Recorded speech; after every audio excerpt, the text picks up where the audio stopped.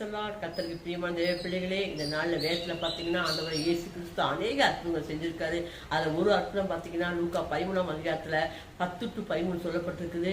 பாருங்க, ஆண்டவர் ஒரு நாள் இப்போ பரிசுத்த ஓய்வு நாளில் போதகம் பண்ணி கொண்டு இருப்பார். அந்த ஆலயத்தில் போதகம் பண்ணி இருக்கும்போது அவங்க பார்த்தீங்கன்னா 18 வருடமா பலவீனப்படுத்தின ஆவி கொண்ட ஒரு ஸ்திரீ அங்கே வந்திருப்பாங்க.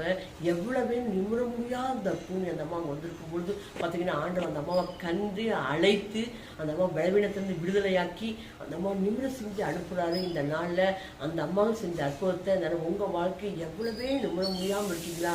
அதனால் கர்த்தர் உங்களுக்கு சொல்கிறாரு, எவ்வளவே நிமிர முடியாது நிமிர வைத்த தேவன் இந்த நாளை உங்களோட எந்த விதத்தில் நிமிர முடியலையே, என்னை கண்டுக்க யாருமே இல்லையே, என் யாருமே அழைக்க மாட்டாங்களே, யாருமே விடுவிக்கிறது யாருமே இல்லையே புலம்பிக் கொண்டு தவித்து கொண்டு இருக்கீங்கல்ல, கர்த்தர் உங்களை அந்த அம்மாவுக்கு இந்த அம்மாவுக்கு செஞ்ச அற்புதத்துக்கு அந்த வாழ்க்கையை உங்கள் வாழ்க்கையை செய்ய கர்த்தர் ரெடியாக இருக்க. அந்த வசனத்தை தியானம் பண்ணுங்க. என்னை அழைக்கிற தேவன் ஒருத்தர் இருக்காரு, என்னை கண்டுக்கிற ஒரு தேவன் இருக்காரு, விடுவிக்கிற தேவன் இருக்காரு, நிமிர செய்கிற தேவன் என்னோட இருக்காரு. நீங்கள் விசுவாசிங்க, அந்த நாள் உங்கள் வாழ்க்கையை நிமிர செய்வார்.